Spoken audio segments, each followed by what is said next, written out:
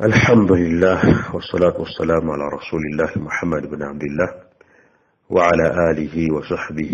أجمعين. أما بعد، السلام عليكم ورحمة الله وبركاته. أورغان دابا السلام كمنا مو تزيتو لابا سنة لكمي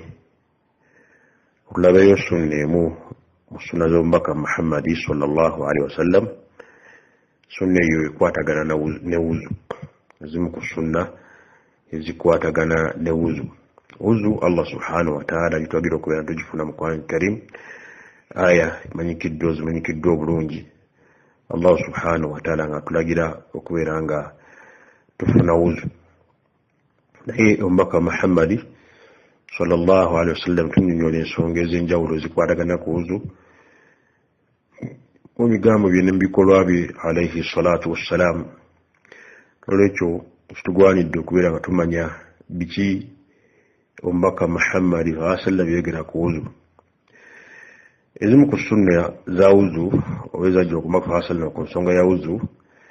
kwe kubeera nga omuntu baafuna wuzu azifune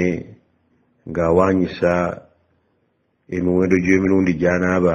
ebiyungo. Omubaka Muhammad sallam yamugibwako nti bwe yabanga afuna wuzu yakyusakyusanga ebiyungo, yakyusakyusanga emirundi gy'anaaba ebiyungo. Olumu n'abanga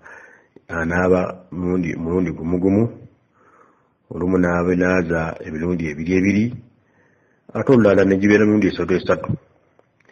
Kati omusiraamu mu kugoberera omubaka sallama kimugwanidde okubeera nga naye bw'atyo bw'akola. Wuzu neebeera nga tefuuka mbeera emu mirundi esatu mpaka oba ebiri mpaka oba gumugumu mpaka kubeera nga okikola buwaanyisa esatu ebiri oba ogumugumu. Tugeze ku fajiri oba nga afunye wuzu mulundi gumugumu, tugeze kati ku zuhuri ate funa ebiri ate ku asiri oba ku magaribi oba ofuna esatu.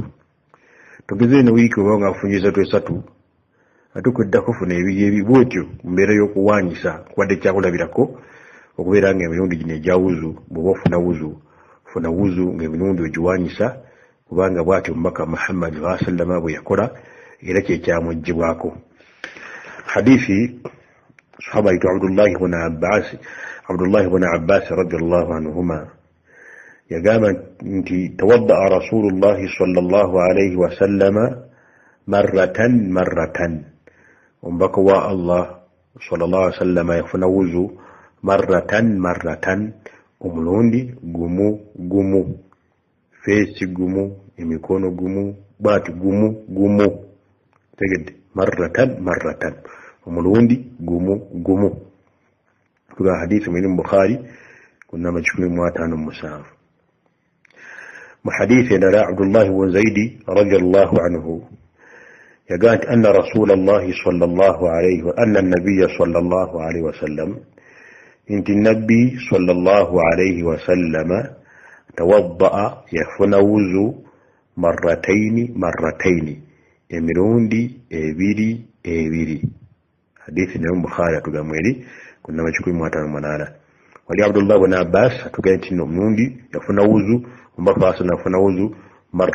marratan umrundi gumu.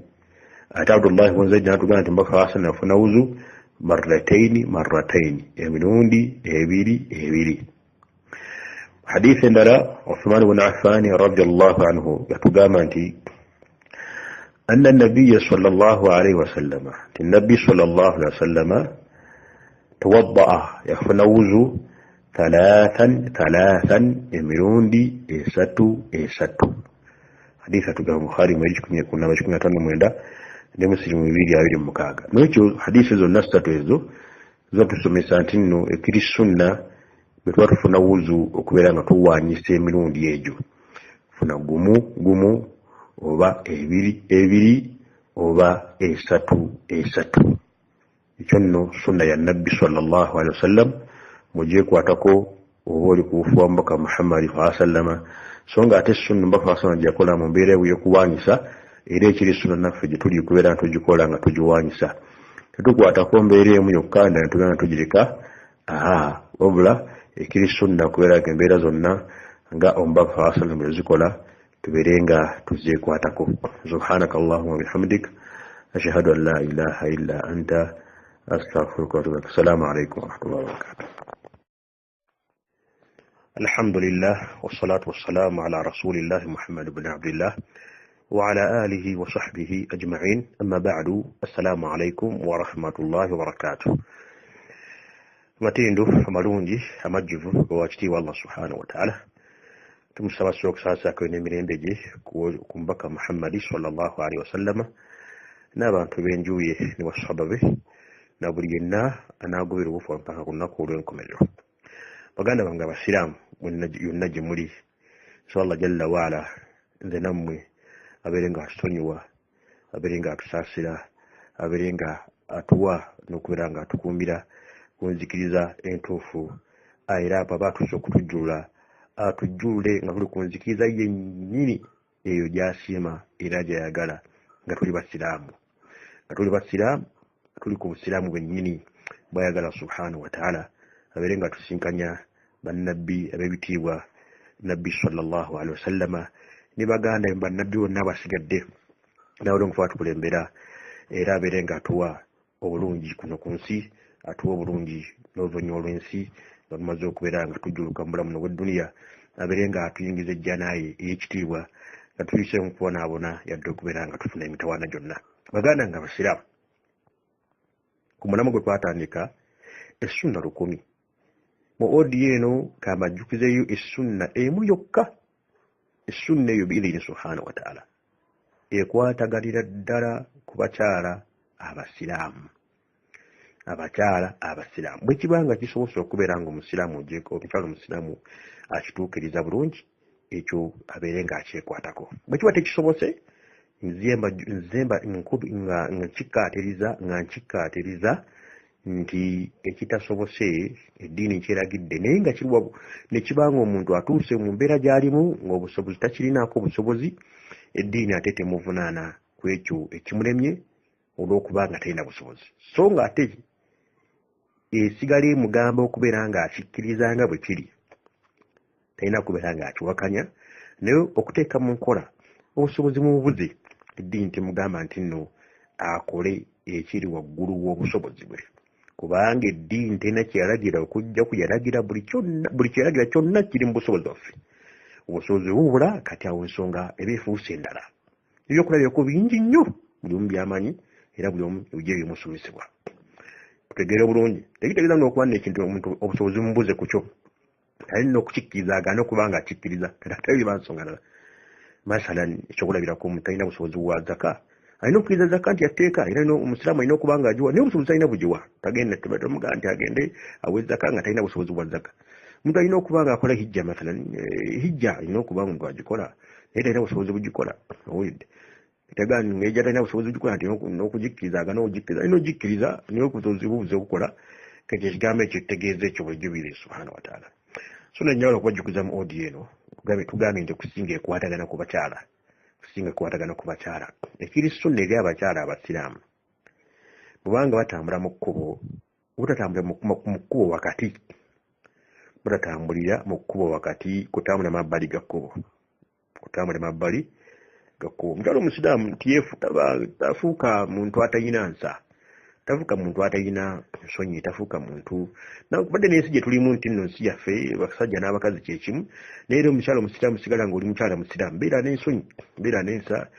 mu mbeera ezifaanaganako bwezito biidhini subhanahu wa ta'ala. Omukyala omusiraamu ekiri sunna gy'ali wabanga atambula mu kkubo, obutatambula mu makkati ga kkubo, atambulire ku mabbali g'ekkubo nga hadithi bwe tugenda okugira biidhini subhanahu wa ta'ala. Hamza بن أبي أسيد الأنصاري عن أبيه حمزة بن أبي أسيد الأنصاري قد كتاوي الصحابة أنه سمع رسول الله صلى الله عليه وسلم يولد تاتوا حمزون تجد حمزة بن أبي أسيد يولد كتاوي ngagamba nti annahu sami'a rasulallahi wa sallam yawulira omubaka wa Allah wa sallama yaqulu ngagamba wa huwa kharij min almasjidi ngafulumye mu masjidi فاختلط الرجال مع النساء وسجن بانغ بيت بسنا وتعالى في الطريق مكبو فقال رسول الله صلى الله عليه وسلم وبكوا الله عليه وسلم ناغامبا للنساء ناغامبا بتعالى استاخرنا مي وسوكي مدكو كوتوني مبيغا فإنه ليس لكن أن تحققنا الطريق متمكرزا كبيرا متامرزا مكو مكادي عليكن بحاثات الطريق مبشارا ملقدوا كبيرا متامرزا كما باديغا كوبو متامرزا كما باديغازي غكو واتو مكاسا يبالغيدا عليكن بحاثات الطريق ملقدوا كبيرا متامرزا كما باديغا كوبو واتو يلقدوا مكاسا لما ألقدا بشارا naye abakyala bano baali bangu nnyo bayanguwanga nnyo okuteeka mu nkola omubaka wasalama kyalagidde basobola tebaali baba bangu nnyo kiragiro ky'omubaka Muhammad sallallahu alaihi wasallam atugafa kanti almar'atu taltasiqu biljidar hatta inna thawbaha la yata'allaqu biljidari min lusuqiha bihi omubaka wasalama okubeera nga apaatu abalagidde batambule ku mbali gy'ekkubo omukyala kanat fakanat almar'atu omukyala yalinga taltasiqu biljidar nga atambulira ddala eri ku mabbali gy'okkubo ddala ku kisenge bagamba ekisenge anategeeza ku mabbali gy'okkubo ddala eri wali ebisubi wali ebiti hatta inna thawbaha la yata'allaqu biljidari min lusuqiha bihi n'olugoye olumu lukwata ku bisubi lukwata ku bintu ebibeera ku mabbali gy'okkubo ebyo min lusuqiha bihi olwokubanga yabeeranga ddala eri ku mabbali gaagi g'ekkubo tegedde ekigambo ekyo nolwekyo abakyala abasiraamu mubeere nga mubeera n'ensa mubeere nga mubeera n'ensonyi ngoberere omubaka wa sallama kyebagamba temutambulira mu makkati ga kkubo nga muli ku mabbali g'ekkubo tokwasogera kati uganda kati ngaera bwolaba era niwanaatambudde mabbali g'ekkubo era bisigala byebimu bikola mubaka kyakugamba bisigadde bireke kola mubaka kyakugamba bisigadde bireke gwe omukyala musiraamu otambula ku mabbali ga kkubo totambulira mu makkati ga kkubo ngezaako okubeera nga weewala okubeera nti nno otambula mu ntambula eyo efaanagana ey'abakyala bakaasiiri bo bali awo tebalina abalagira tebalina abaziiza tebalina abalungamya tebalina bali awo balinga bahaimu balinga bisolo naye gwe omukyala omusiraamu nabbi wasallama akulagira akulungamya ku nsonga zonna beera nga oba otambula obeera n'ensa beera n'ensonyi tobeera nga onawulinga musajja mu kkubo beera nga oli mukyala tambula ku mabbali ga kkubo omubaka wa sallama atu yagamba nti fa innahu laysa lakunna an tahquqna tariqa abakyala abasiraamu temulina lukusa temukkirizibwa kutambulira makkati ga kkubo temukkirizibwa temulina lukusa olwo kutambulira makkati ga kkubo namulitambuliramu ng'abasajja alaykunna bihaafati tariq mulagiddwa okubeera nga mwekwata ku kutambula ku mabbali g'ekkubo gye mba mukulaki gyamutambulira bano abakyala baateekanga mu nkola ekiragiro ky'omubaka wa sallama mangu atugambye fakanat almar'atu omukyala obonye okuba omubaka wa sallama gyakiragidde omukyala yalinga taltasiqu biljidari nga atambulira ddala ku mabbali g'ekkubo ddala ku kisenge ky'ekkubo ddala hatta inna thawba la yata'allaqu biljidari min lusuqiha nga n'olugoye lutuuka n'okukwata ku bisubi n'ebiti ebibeera ku mabbali g'ekkubo olwokubanga engeri gyalinga yatambulira ddala mabbali eri nolwekyo waganda nga siraamu kitubeere nga tukikwata ekyangu nnyo naddala ekyo kisobokera ddala bulungi nnyo ddala mu bitundu ebitaliimu nnyo basajja n'abakyala kati nga mu byalo byaffe eyo ogenda kati ngewaffe wali ng'ova ekitengaawo yambukaawo nankanyaawo mu byalo byaffe bakyala abasiraamu bwe mwendabaawo ekitenga nga mutambula mukkirira muva ekitenga mwambuka mugenda mu nnyendo mutambule ku mabbali g'ekkubo mbeere bakyala abasiraamu bali ku sunna za nabbi sallallahu alaihi wasallam. السلام عليكم ورحمة الله وبركاته. الحمد لله والصلاة والسلام على رسول الله محمد بن عبد الله وعلى آله وصحبه أجمعين. أما بعد السلام عليكم ورحمة الله وبركاته. matendo amalungi amajjuvu wa kitiibwa Allah subhanahu wa ta'ala tumusaba sokusaasako n'emirembe gye ku mbaka Muhammad sallallahu alaihi wasallama n'abantu b'enjuye ne basahaba be na buli yenna anaagobera obufu mpaka ku lunaku olw'enkomerero. Baganda bange abasiraamu yonna gye muli, so Allah jalla waala nze nammwe abeere nga atusonyiwa, abeere nga atusaasira, abeere nga atuwa n'okubeera nga atukuumira ku nzikiriza entuufu, era aba atuuse okutujjulula atujjulule nga tuli ku nzikiriza yennyini eyo gy'asiima era gy'ayagala nga tuli basiraamu, tuli ku busiraamu bwennyini bw'ayagala subhanahu wa ta'ala, abeere nga tusinkanya bannabbi ab'ebitiibwa nabbi sallallahu alaihi wasallama ne baganda bannabbi bonna abasigadde nawe omufu atukulembera, era abeere nga atuwa obulungi kuno ku nsi, atuwa obulungi n'oluvannyuma lw'ensi nga tumaze okubeera nga tujjuluka mu bulamu bw'edduniya, abeere nga atuyingiza ejjanaye ey'ekitiibwa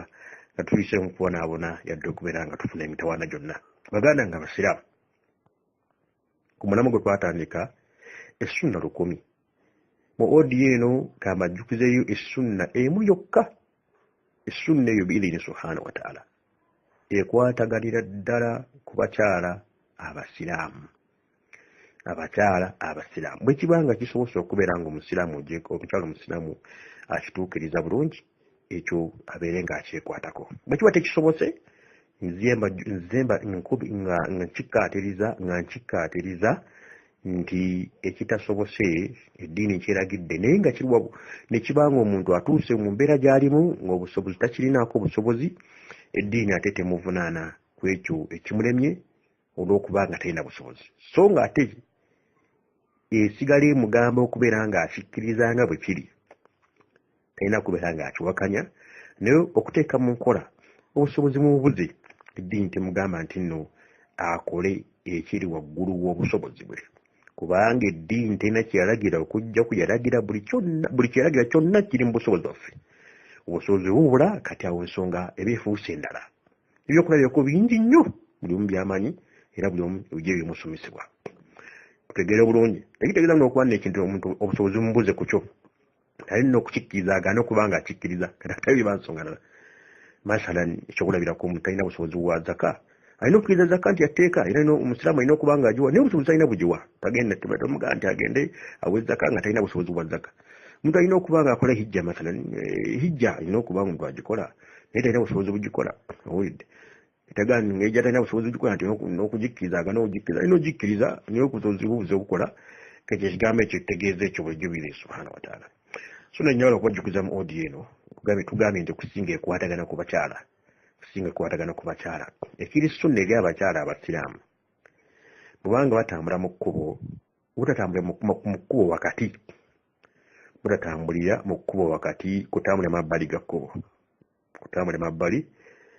omukyala omusiraamu tafuuka muntu atalina nsa, tafuuka muntu atalina nsonyi, tafuuka muntu badde n'ensi gye tulimu nti nno nsi yaffe abasajja n'abakazi kyekimu, naye era omukyala omusiraamu sigala ng'oli mukyala musiraamu, beera n'ensonyi, beera n'ensa mu mbeera ezifaanaganako bwe ziti biidhini subhanahu wa ta'ala. Omukyala omusiraamu ekiri sunna gy'ali bw'aba nga atambula mu kkubo, obutatambula mu makkati ga kkubo, atambulire ku mabbali g'ekkubo nga hadiisi bwe tugenda okugira biidhini subhanahu wa ta'ala. Hamza بن أبي أسيد الأنصاري عن أبيه حمزة بن أبي أسيد الأنصاري نجاكو كتاوي الصحابة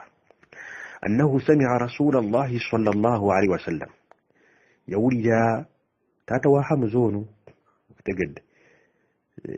حمزة بن أبي أسيد يولد كتاوي أنه سمع رسول الله صلى الله عليه وسلم يولد ومبكوا الله وسلم يقول غاغاما وهو خارج من المسجد يعفون من المسجد فاختلط الرجال مع النساء وسجن بانغ بيتم سنابة تعالى في الطريق مكوه فقال رسول الله صلى الله عليه وسلم ومبكوا الله وسلم ناغاما للنساء ناغاما بچارا استاخرنا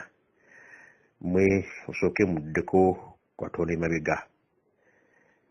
فإنه ليس لكن an tahququna tariq mutamukiriza kuberanga mutambulira mukuwa makkati alaykunna bihafati tariqi mwabakyala mulagiddwa okuberanga mutambulira ku mabbali ga kkubo mutambulira ku mabbali ga kkubo bwatu mbaka hasana yabalagira alaykunna bihafati tariq mulagiddwa okuberanga mutambulira ku mabbali ga kkubo bwatu beragira mbaka wasallama alagidde abakyala naye abakyala bano baali bangu nnyo bayanguwanga nnyo okuteeka mu nkola omubaka wasallama kyalagidde basoma yote baali baba bangu nnyo kiragiro ky'omubaka Muhammad sallallahu alaihi wasallam atugafa kanti almar'atu taltasiqu biljidar hatta inna thawbaha la yata'allaqu biljidari min lusuqiha bihi omubaka wasallama okuberanga abaatu abalagidde batambule ku mbali gy'ekkubo omukyala kanati fakanti almar'atu omukyala yalinga taltasiqu biljidar nga atambulira ddala eri ku mabbali gy'okkubo ddala ku kisenge bagamba ekisenge wanategeeza ku mabbali gy'okkubo ddala eri wali ebisubi wali ebiti hatta inna thawbaha la yata'allaqu biljidari min lusuqiha bihi n'olugoye olumu lukwata ku bisubi lukwata ku bintu ebibeera ku mabbali gy'ekkubo ebyo min lusuqiha bihi olwokubanga yabeeranga ddala eri ku mabbali g'ekkubo tegedde ekigambo ekyo lwekyo abakyala abasiraamu mubeere nga mubeera n'ensa mubeere nga mubeera n'ensonyi ngoberere omubaka wa sallama kyebagamba temutambulira mu makkati ga kkubo nga mulire ku mabbali g'ekkubo twekwasogera kati uganda kati ngera bwolaba era ne wanaatambulira mu mabbali g'ekkubo era bisigala byebimu byekola mubaka kyakugamba bisigadde bireke kola mubaka kyakugamba bisigadde bireke gwoba omukyalo musiraamu otambula ku mabbali ga kkubo totambulira mu makkati ga kkubo ngezaako okubeera nga weewala okubeera nti nno otambula mu ntambula eyo efaanagana ey'abakyala bakaasiiri bo bali awo tebalina abalagira tebalina abaziiza tebalina abalungamya bali awo balinga bahaimu balinga bisolo naye gwe omukyalo omusiraamu nabbi wasallama akulagira akulungamya ku nsonga zonna beera nga oba otambula obeera n'ensa beera n'ensonyi tobeera nga onawulinga musajja mu kkubo beera nga oli mukyala tambula ku mabbali ga kkubo omubaka wa sallam bwatu yagamba nti fa innahu laysa lakunna an tahquqna tariqa abakyala abasiraamu temulina lukusa temukirizibwa kutambulira makkati ga kkubo temukirizibwa temulina lukusa olwo kutambulira makkati ga kkubo namulitambuliramu ng'abasajja alaykunna bihafati tariq mulagiddwa okubeera nga mwekwata ku kutambula ku mabbali g'ekkubo gye mba mukolaki gye bamutambulira bano abakyala baateekanga mu nkola ekiragiro ky'omubaka wa sallam mangu atugambye fakanti almar'atu omukyala obonye okuba omubaka wa sallam gyakiragidde omukyala yalinga taltasiqu biljidari nga atambulira ddala ku mabbali g'ekkubo ddala ku kisenge ky'ekkubo ddala hatta inna thawba la yata'allaqu biljidari min lusuqiha nga n'olugoye lutuuka n'okukwata ku bisubi n'ebiti ebibeera ku mabbali g'ekkubo olwokubanga engeri gyalinga yatambulira ddala mabbali eri n'olwekyo baganda nga siraamu kitubeere nga tukikwata ekyangu nnyo naddala ekyo kisobokera ddala bulungi nnyo ddala mu bitundu ebitaliimu nnyo basajja n'abakyala kati nga mu byalo byaffe eyo genda kati ngewaffe wali ng'ova ekitengaawo yambukaawo nankanyaawo mu byalo byaffe bakyala abasiraamu bwe mwenda baawo ekitenga nga mutambula mukkirira muva ekitenga mwambuka mugenda mu nnyendo mutambule ku mabbali g'ekkubo mbeere bakyala abasiraamu bali ku sunna za nabbi sallallahu alaihi wasallam. السلام عليكم ورحمة الله وبركاته. الحمد لله والصلاة والسلام على رسول الله محمد بن عبد الله وعلى آله وصحبه ومن اهتدى بهديه واستنى بسنته واقتفى أثره إلى يوم الدين. أما بعد،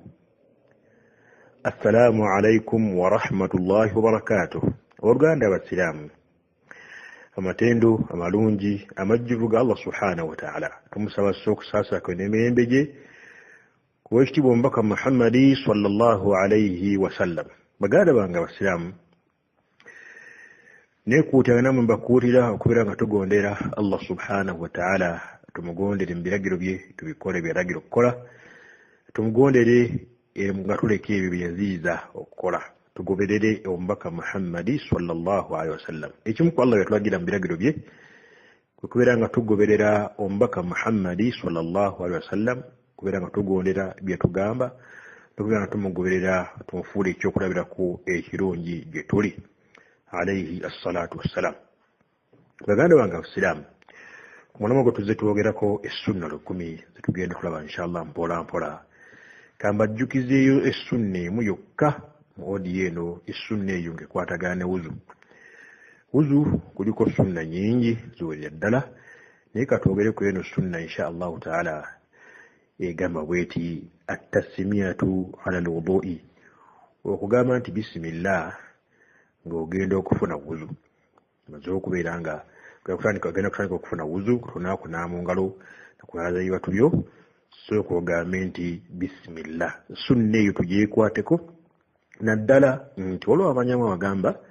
nti yatteeka, tubeere nga twekwata ku sunna eyo. Oluganda Abasiraamu, bw'oba ogenda okufuna wuzu tonakunaaba mu ngalo, sunna ebibatu tonnabinaaza, sooka ogambe nti bisimillah. Sahaba ayitibwa Abu Hurairata radiyallahu anhu yatugamba qala rasulullahi sallallahu alaihi wasallama, omubaka wa Allah sallallahu alaihi wasallama yagamba la wudu'a, teri wuzu ebaliwa liman lam yadhkur isma Allahi alaihi, oyo omuntu atajogereddeeko linnya lya Allah, kugamba nti bisimillah. Bwatu bwagamba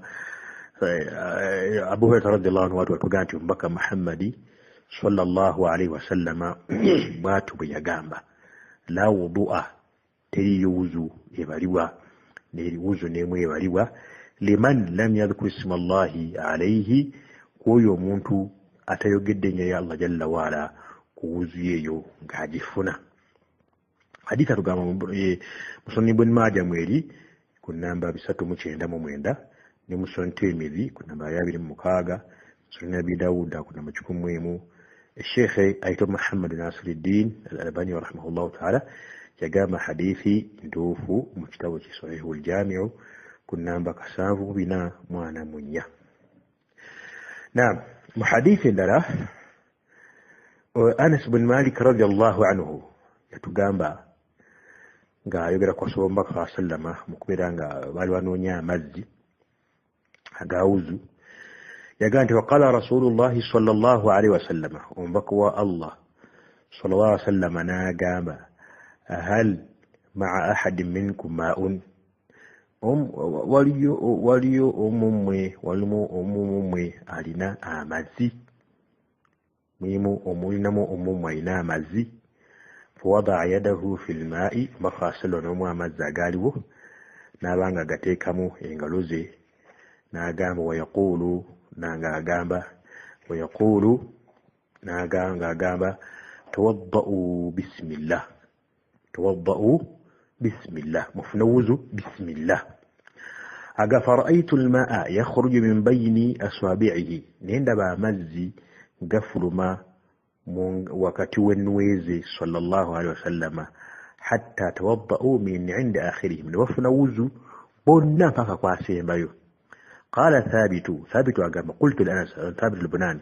aga qultu li Anas, ningamba Anas kam tarahum, olowooza baalinga ameka? Qala Anas n'agamba nahaw min 70, baalinga 7. Hadisi Bukhari atugamba eri ku namba 69 ne Muslimu 2279. Kakati hadisi eno kyetubadde twagalamu ennyo